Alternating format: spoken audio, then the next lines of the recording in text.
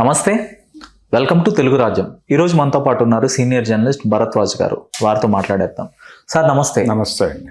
Sir, 2024 ఎన్నికల్లో YSR Congress party ఓటమి చెందిన తర్వాత ఆ పార్టీ కీలక నేత విజయసాయి రెడ్డి గారు ఇక రాజకీయాల నుంచి నేను తప్పుకుంటున్నానని ఒక సడన్ సెన్సేషనల్ ప్రకటన చేశారు.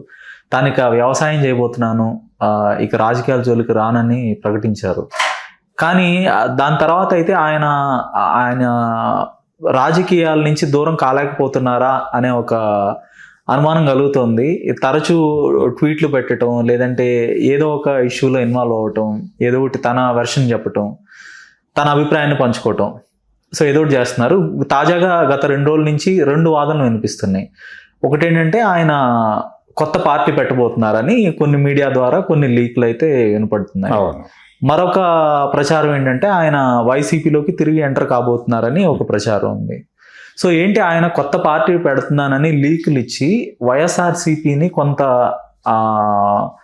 అంటే గందరగోళపరిచి తాను వైసీపీలోకి ఎంటర్ అయ్యే ప్రయత్నం ఏమైనా జరుగుతుందా, ఏమంటారు? ఆయన తెలంగాణలో పార్టీ పెట్టదలుచుకుంటే ఒక పద్ధతి, లేదు ఆంధ్రప్రదేశ్లో పెడతాను అనుకుంటే గనక ఇంకొక పద్ధతి. ఆంధ్రప్రదేశ్లో ఆల్రెడీ 3 ప్రాంతీయ పార్టీలు ఉన్నాయి. ఈ 3 ప్రాంతీయ పార్టీలకి భిన్నంగా పెట్టాలి అంటే యాంటీ ఎన్డీఏ స్టాండ్తో పెట్టాలి.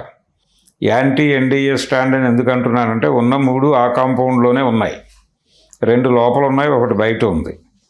అయితే ఈయనకి ఎన్డీఏకి వ్యతిరేకంగా నిర్ణయం తీసుకునే కండిషన్ ఉందని నేనైతే అనుకోవడం లేదు. ఎందుకంటే ఆయనకున్నటువంటి బేసిక్ ఆస్తి, ఆయనకున్న ప్రాపర్టీ ఏమిటంటే, మనం దీన్ని ఆయన ఢిల్లీలో ఉన్నటువంటి పరిచయాలే ఆయనకున్నటువంటి ఆస్తి. పర్టికులర్గా ఆయనకి భారతీయ జనతా పార్టీ కేంద్ర నాయకత్వంతో ఉన్నటువంటి సాన్నిహిత్యం. ఆయన మీకు గుర్తుండేదైతే రాష్ట్రపతిగా కోవింద్ గారి ప్రకటన రావటానికి ముందే, అంటే ఎవరిని ఎంపిక చేస్తారో కూడా తెలియని రోజుల్లోనే విజయసాయి రెడ్డి గారు వెళ్ళి ఆయనకి బొకే ఇచ్చి వచ్చాడు. అంటే ఆ మేరకు ఆయనకి లింక్స్ ఉండటం వల్ల సమాచారం ముందుగా తెలుసుకున్నాడు. ఆ ఫోటోలు వాంటెడ్గానే మీడియాలో లీక్ చేయించాడు ఆయన.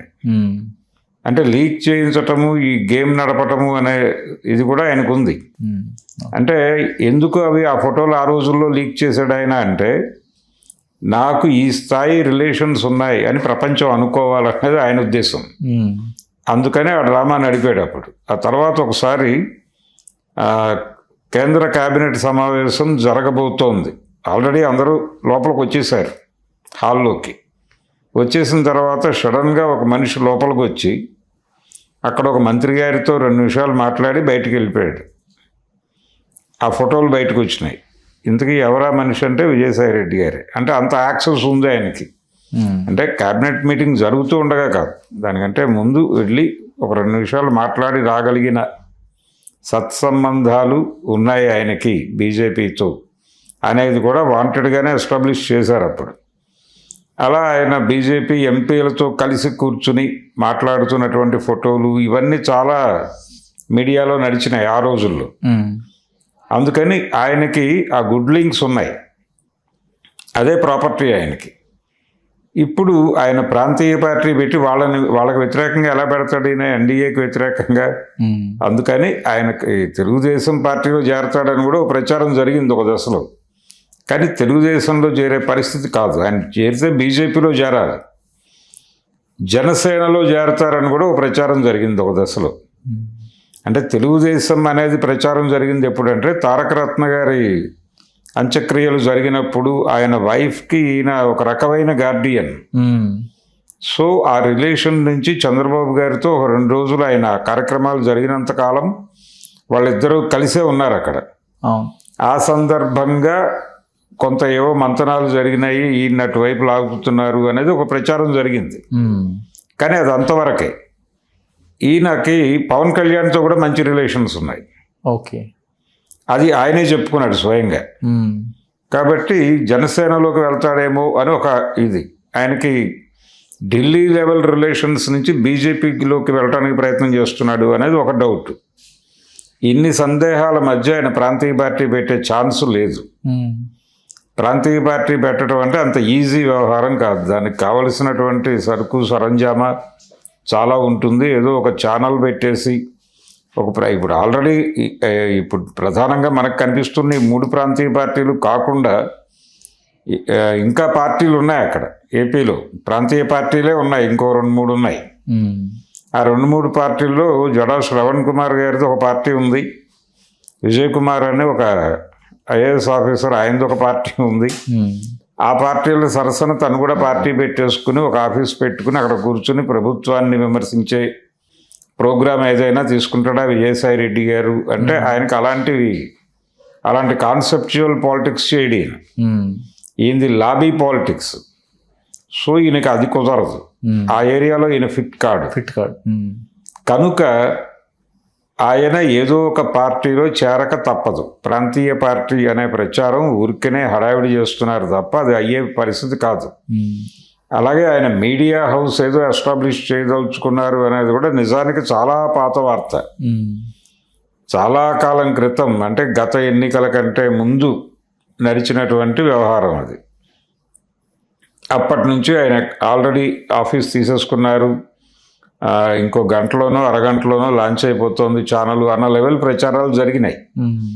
అది యూట్యూబ్ ఛానల్ పెడతారని ఒక దశలోను, లేదు శాటిలైట్ ఛానల్ అని, ఆల్రెడీ ఎగ్జిస్టింగ్లో ఉన్నటువంటి ఒక ఛానల్లో ఆయన ఇన్వెస్ట్మెంట్స్ ఉన్నాయని ఒక ప్రచారం. ఇలా 100 ప్రచారాలు జరుగుతూనే ఉన్నాయి నిరంతరం. ఇది కూడా వ్యూహాత్మకంగా జరుపుతున్నటువంటి కార్యక్రమం. సో ఆయన ఎక్కడో ఒక గౌరవప్రదమైనటువంటి ప్లేస్మెంట్ అయితే కోరుకుంటున్నాడు. వైఎస్ఆర్సీపీ నుంచి వెళ్ళిపోయేటప్పుడు ఆయన జగన్మోహన్ రెడ్డితో గొడవపడలేదు. ఆయన గొడవ ఏమిటి? పార్టీలో తనకి తగిన ప్రాధాన్యత లభించటం లేదు. ఎందుకు లభించటం లేదు? సజ్జల రామకృష్ణారెడ్డి వల్ల లభించటం లేదు. ఆయన ఎవరిని అలో చేయట్లేదు అక్కడికి. జగన్ గారు ఆయనకు అప్పచెప్పేశాడు బాధ్యత. ఈ పద్ధతిలో ఇలా కుదరదు, ఒక బ్రాడర్ ఇది ఉండాలి, అలా కాకుండా నాయకుడు ఒక కోటరీలో బందీ అయిపోవటం అనేది, ఈ స్ట్రక్చర్ నచ్చక నేను వెళ్ళిపోతున్నాను అన్నాడు. ఆ స్ట్రక్చర్ మీద విమర్శలు చేస్తూ రాజకీయ సన్యాసం అన్నాడు ఆయన. నేను వ్యవసాయం చేసుకుంటాను అని చెప్పాడు. కానీ అడపాదడపా మీడియా ముందుకు వచ్చి రాజకీయాలు మాట్లాడుతున్నారు, ట్వీట్ చేస్తున్నారు, అది నడుస్తూనే ఉంది. ఒక దశలో మీరు రాజకీయ సన్యాసం తీసేసుకున్నారు కదా అని ఎవరో అడిగితే, సన్యాసం తీసుకోవడం వేరు, వ్యాఖ్యానించడం వేరు, నేను వ్యాఖ్యానించే స్వేచ్ఛ కలిగి ఉన్నాను అని చెప్పాడు ఆయన. కాబట్టి ఇప్పుడు ఉన్నటువంటి డౌట్ ఏంటంటే, ఇది వాంటెడ్గానే ఈ స్పెక్యులేషన్ క్రియేట్ చేస్తున్నాడు ఆయన. మేబీ ఒక డౌట్ నిజమైతే ఆయన వైఎస్ఆర్సీపీలోకి వెళ్ళటానికి ప్రయత్నం చేస్తున్నాడు. అక్కడ ఒక వ్యాక్యూమ్ ఉంది. రీసెంట్గా ఆంధ్రజ్యోతిలో వస్తున్నటువంటి వార్తా కథనాలు చూస్తే, చంద్రబాబు నాయుడు గారి మీద ఉన్నటువంటి పాత కేసులు కోర్టు కొట్టేసినవి తిరిగి రివోక్ చేయడం కోసం సుప్రీంకోర్టులో మూవ్ చేయాలని వైఎస్ఆర్సీపీ అనుకుంటోందని, అందుకోసం అంటే మీడియాని ఇంకొంచెం ప్రభావవంతంగా మెయింటైన్ చేయడానికి హైదరాబాదులో ఒక సెల్లు, తర్వాత ఈ చంద్రబాబు గారి కేసులు, ఇతర వ్యవహారాలు, లీగల్ ఆస్పెక్ట్స్లో ఏపీలో ఏదైనా ఎదురుదెబ్బ తగిలితే ఇమ్మీడియట్ రియాక్ట్ అయ్యి అక్కడ ఢిల్లీలో సుప్రీంకోర్టుని మూవ్ చేసేలాగా అక్కడ ఒక టీంని పెట్టాలి. 2 టీంలు, ఒకటి హైదరాబాద్ టీము, ఒకటి ఢిల్లీ టీం. ఈ ఢిల్లీ టీంని ఆర్గనైజ్ చేయడానికి ఒక ఆర్గనైజర్ని పెట్టాలని ఇలాంటి ఆలోచనలు జగన్మోహన్ రెడ్డి గారు చేస్తున్నారు అని ఒక కథనం వచ్చింది. ఆ కథనము ఈ ప్రాంతీయ పార్టీ విజయసాయి రెడ్డి కథనాన్ని మిక్స్ చేస్తే ఆ ఢిల్లీలో పెట్టబోయే వైఎస్ఆర్సీపీ దుకాణానికి ఈయనే బాధ్యుడిగా ఉండటం కోసం ఈ తిప్పలు ఏమైనా నడుస్తున్నాయా అనే అనుమానం కలుగుతోంది నాకైతే. అంటే ఈయనకు ఆల్రెడీ బీజేపీతో ఉన్నటువంటి రిలేషన్స్ అందరికీ తెలుసు. జగన్మోహన్ రెడ్డి కూడా ఇప్పుడు అక్కడ చంద్రబాబు నాయుడు గారి కేసులు ఎందుకు ఆయన మూవ్ చేసి దాంతో అవి లైవ్లో ఉంచాలని ఎందుకు అనుకుంటున్నాడు అంటే, అవి లైవ్లో ఉంచుతూ దానికి సంబంధించిన సమాచారం కేంద్ర ప్రభుత్వానికి నిరంతరం చేరవేస్తూ చంద్రబాబు నాయుడికి వాళ్ళకి ఉన్నటువంటి రిలేషన్ ఇబ్బంది పెట్టడం అనేది ప్రోగ్రాం. తద్వారా ఢిల్లీ దేవుడి కటాక్షాన్ని సాధించి తిరిగి ఏపీ ముఖ్యమంత్రి కావాలి అనేది స్కీమ్. ఈ స్కీమ్ని సక్సెస్ఫుల్గా నడపగలిగిన వాడు విజయసాయి రెడ్డి. ఎందుకంటే ఆయనకి ఆ లింక్స్ ఉన్నాయి. ఆయన వెంటనే వెళ్ళి వారికి ఎస్టాబ్లిష్ చేసి చెప్పగలడు, చెలి కింద జోరీగలాగా కూడా చెప్పగలడు. అది ఆయన క్వాలిటీ. రెండోది, ఆయన మొదటి నుంచి చెప్తున్న మాట, పార్టీలోంచి బయటకు వెళ్ళిపోయిన తర్వాత కూటమి బలంగా ఉండగా జగన్మోహన్ రెడ్డి సీఎం కావడం అనేది సాధ్యమయ్యే వ్యవహారం కాదు అని ఒక ప్రకటన ఇచ్చాడు. అంటే కూటమిని బద్దలు కొడితే తప్ప సాధ్యం కాదు అని. సో ఇప్పుడు ఈయన ప్రోగ్రాం కూడా కూటమిని బద్దలు కొట్టడమే, అక్కడ కూర్చుని.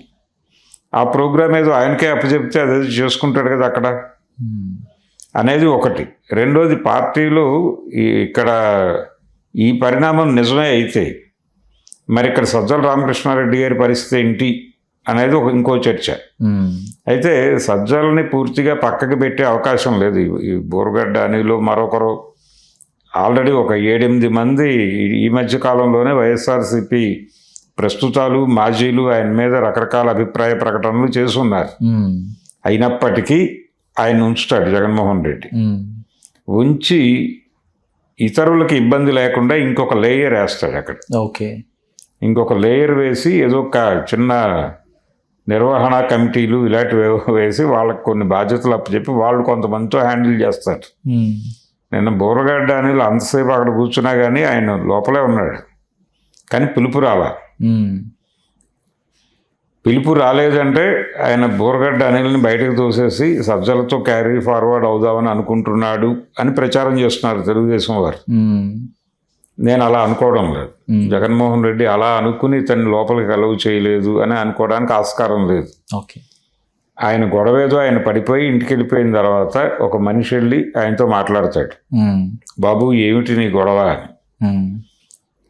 ఈ గొడవని నేను పట్టించుకుంటే నీ పరిస్థితి ఏమై ఉండేది, నేను లోపలికి పిలిచి మాట్లాడితే నీ ఇంటిగ్రిటీ ఏమై ఉండేదో నీకు అర్థమవుతోందా అని సజ్జలతో మాట్లాడేసి ఉంటాడు ఈ పాటికి. ఓకే, అలా ఆయన్ని లోపలికి పిలవకపోవడం ద్వారా ఒకే దెబ్బకి 2 పిట్టల్ని కొట్టేసి ఉంటాడు ఆయన. ఈ స్ట్రాటజీలో వెళ్తారు తప్ప ఆయన ఏదో హడావిడి చేస్తున్నాడని గబగబా లోపలికి తీసుకెళ్ళటం అనే ప్రోగ్రాం ఉండదు. సజ్జలకి ఆల్రెడీ అర్థం చేయించేసి ఉంటారు ఈ పాటికి సీన్. ఆయన్ని ఇబ్బంది పెట్టడు ఆయన. ఇప్పుడు ఇమ్మీడియట్గా ఇంటర్నల్ క్వార్టరీలో తలకాయ నొప్పులు పెట్టుకోడు. వారిని అలా ఉంచి ఇంకొక లేయర్ వేస్తాడు అక్కడ. ఆ లేయర్లో ఎవరెవరు ఉంటారు అనేది ఆయన డిజైన్ చేస్తాడు. సో వాళ్ళతో పాటు ఈయన ట్రావెల్ అవుతాడు. విజయసాయి రెడ్డి ఢిల్లీలో ఉంటాడు. హైదరాబాద్లో ఒక మీడియా దుకాణం అంటున్నారు, దానికి ఇంకెవరైనా నేతృత్వం వహిస్తారు. అంటే ఆయన నమ్ముకుని ఆయన్ని ఆశ్రయించి ఉన్నటువంటి కొన్ని మీడియా సింహాలు ఉన్నాయి, వాటి వేటికైనా బాధ్యతలు అప్పచెప్పచ్చు.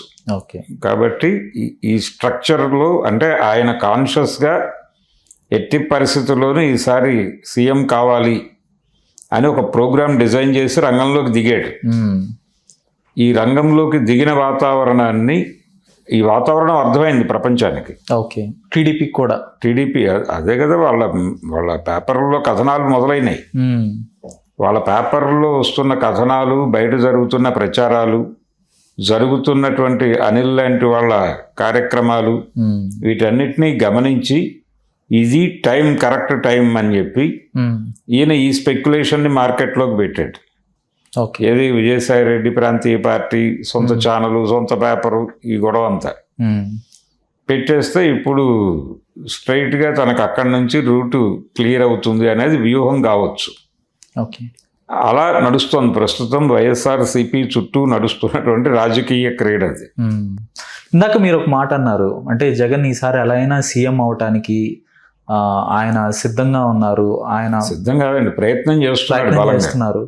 సో ప్రత్యర్థుల్ని సర్ప్రైజ్ చేసే స్థాయిలో ఆయన వ్యూహాలు ఉండబోతున్నాయా? అలా అనిపిస్తుందా మీకు? అంటే టీడీపీ మీడియా కథనాలను చూసినా కానీ, లేదంటే ప్రస్తుత వాతావరణం చూసి? అంటే నిజానికి ఆయన ఆలోచనలు ఉన్నాయా లేదా అనే దానికంటే కూడా ఆయన బ్రెయిన్ని రీడ్ చేస్తున్నాం మేము అని చెప్పి వీళ్ళు చాలా కథనాలు వేస్తున్నారు. తెలుగుదేశం మీడియా పర్టికులర్గా పేపర్లో రకరకాల కథనాలు వస్తున్నాయి. ఈరోజు ఆంధ్రజ్యోతి మెయిన్ పేజీలో ఉన్నటువంటి వార్తే ఏది, చంద్రబాబు గారి మీద ఇక్కడ కోర్టులో కొట్టేసిన కేసులన్నీ అక్కడ రీఓపెన్ చేయించడానికి ప్రయత్నం చేయాలి అని. ఏ హోదాలో రీఓపెన్ చేయిస్తారు అనేది ఒక కన్ఫ్యూజన్. దానికి క్లారిటీ ఉండదు దానిలో. జస్ట్ అలా ఒక రాయేస్తారు అంతే. ప్రభుత్వం పెట్టిన కేసులు ప్రభుత్వమే హ్యాండిల్ చేయాలి. థర్డ్ పర్సన్ అవుతాడు కదా. ఇప్పుడు జగన్మోహన్ రెడ్డి గవర్నమెంట్లో లేకుండా థర్డ్ పర్సన్ ఎట్లా గెలుగుతాడు దాన్ని అంటే రిట్ వేయాలి. అలాంటి పని ఏదైనా చేయడానికి ఒక లీగల్ టీం ఉంటే సరిపోతుంది. ఓకే, ఆ లీగల్ టీంని ఎస్టాబ్లిష్ చేయడానికి ఏమన్నా ప్రయత్నం చేస్తున్నాడా? అలాగే తన మీద తన పార్టీ మీద ఇక్కడ వచ్చేటువంటి కేసులకు సంబంధించి సుప్రీంకోర్టు దృష్టికి తీసుకెళ్ళడానికి ఏదైనా ప్రయత్నం చేస్తున్నాడు. ఒక నెట్వర్క్ బిల్డ్ చేయడానికి అయితే అక్కడ ప్రయత్నాలు ఏవో జరుగుతున్నాయి. ఓకే, దాన్ని రోడ్డు మీద పెట్టడం కోసం వీళ్ళ ప్రయత్నాలు వీళ్ళు చేస్తున్నారు. Okay, okay sir. ఇప్పుడు విజయసాయి రెడ్డి లాంటి ఒక లాబీయిస్ట్ అనాలా, లేదంటే ఆయన అలాంటి ఒక ఇంటలెక్చువల్ అనాలా, వ్యూహకర్త అనాలా? సో అలాంటి వ్యక్తి యొక్క లైజానింగ్ ఆఫీసర్ ఆయన. సో అలాంటి ఒక వ్యక్తి అవసరం ఇప్పుడు వైసీపీకి ఎంత ఉందంటారు? లేదు ఆయన్ని అవసరం నిజంగా ఉందని జగన్ భావించి ఆయన్ని పార్టీలోకి తీసుకుంటే ఏదన్నా మరింత సిచ్యువేషన్ మరింత కాంప్లికేట్ చేసిన పరిస్థితి వస్తుందా? ఏమంటారు? అంటే విజయసాయి రెడ్డి గారి తాలూకా మనుషులు ఉన్నారు ఇంకా స్టిల్ వైఎస్ఆర్సీపీ లోపల. పేర్లు చెప్పక్కర్లేదు కానీ తెలుసు. ఆ ఉన్న వాళ్ళని నిలబెట్టుకోవడం కోసం కూడా ఆయనతో పని ఉంటుంది దీనికి. సో ఆయన్ని తెచ్చి ఆయనకు అలవాటైన ఢిల్లీలో పడేస్తే ఢిల్లీ నీది అని చెప్పేస్తే అది చూసుకుంటాడు కదా ఆయన. ఇంకొకళ్ళకి నేను ఢిల్లీ వరకే పరిమితం చేశాను, మీ పనులు మీరు చేసుకోండి అని ఇక్కడ అలా చెప్తాడు. అది కూడా ఇంకొక లేయర్కి చెప్పాల్సిన అవసరం లేదు. ఇప్పుడు ఒక సపరేట్ లేయర్లో ఒక 3 లీడర్స్ని తీసుకొస్తాడు ఆయన. ఏది పార్టీ సమన్వయం అనే పేరుతో వీటిని మానిటర్ చేసుకునే పని మీద రామకృష్ణారెడ్డి గారిని కూర్చోబెడతాడు అక్కడ. ఆయనకి పవర్స్ ఏమి ఉండవు, నెమ్మదిగా కుదించి అలా కూర్చోబెడతాడు. ఆయన్ని డిస్టర్బ్ చేయడు, ఆయన్ని ఎంగేజ్ చేస్తూ తన యాక్టివిటీస్ జరపడానికి ఒక మనుషుల్ని పెట్టుకుని ఢిల్లీలో హైదరాబాదులో 2 దుకాణాలు పెట్టి ఆయన ఏదో చెయ్యాలనేది అయితే అనుకుంటున్నాడు సీరియస్గా. ఒక ప్రయత్నం అది. అయితే ఇక్కడ గొడవ ఏంటంటే జగన్మోహన్ రెడ్డి ఇవన్నీ స్కీమ్స్ చేస్తున్నాడు, బాగానే ఉంది. ఇదంతా కూడా ఢిల్లీ దేవుడిని ప్రసన్నం చేసుకుంటే పని అవుతుంది అనేది ఆయన మోటోలాగా అర్థమవుతోంది. అది ఎస్టాబ్లిష్ చేయటమే తెలుగుదేశం మీడియా లక్ష్యం కూడా. ఆయన ఢిల్లీలో చక్రం తిప్పాలనుకుంటున్నాడు అని తెలుగుదేశం పార్టీని అలర్ట్ చేయటం అనేది ఆ వార్తల ఉద్దేశం. అయితే ఇక్కడ మనం గమనించాల్సింది ఏంటంటే జగన్మోహన్ రెడ్డి గారు ఈ ఢిల్లీలో చక్రం తిప్పి ఢిల్లీ దేవుడి దయ కోసం పాపులాడటం కన్నా కూడా, ఎందుకంటే మొన్న భోగాపురంలో చూసాం చంద్రబాబు నాయుడు గారు ఏ స్థాయిలో భజన చేయగలరు. చంద్రబాబు భజన, పవన్ కళ్యాణ్ భజన, వాళ్ళిద్దరికీ మోడీ గారి భజన, అందరూ భజనలే. వారు తక్కువ భజన ఏం చేయలే. చంద్రబాబు నాయుడు అనేవాడు మానవ మాతృడు, డెఫినెట్గా అయ్యే అవకాశం లేదు అన్న లెవెల్లో మాట్లాడాడు ఆయన. సో ఈ భజన కార్యక్రమాలు జరుగుతుండగా ఢిల్లీ దేవుడి కోసం ఈయన ఇంకో భజన మండలిని ఢిల్లీలో పెట్టాల్సిన అవసరం ఉందని నేను అనుకోవడం లేదు. దానికంటే కూడా ప్రజల్ని నమ్ముకోవడం బెటర్. ప్రజల్ని నమ్ముకుని వాళ్ళ సమస్యల మీద గ్రౌండ్లోకి వెళ్ళి నిలబడితే ఆటోమేటిక్గా పవర్ వస్తుంది. ఢిల్లీ దేవుడిని అనవసరంగా పెద్దోడిని చేస్తున్నారు. ఒకవైపు వాళ్ళ ఇది కదులుతోంది, పునాదులు కదులుతున్నాయి. ఇదే సార్ నా ప్రశ్న. ఇప్పుడు బాంకీపూర్ ఉప ఎన్నికలో ఓడిపోయింది బీజేపీ, 30 ఏళ్ల కంచుకోటను కోల్పోయింది. అలానే దాతియాలో కూడా కాంగ్రెస్ పార్టీ తన మెజార్టీని పెంచుకోగలిగింది. అది కూడా బీజేపీకి ఒక బ్యాస్టియన్ లాంటి నియోజకవర్గమే. జస్ట్ 2023లో మాత్రమే గెలిచింది కాంగ్రెస్. సో దాన్ని కూడా రిటైన్ చేసుకున్నారు.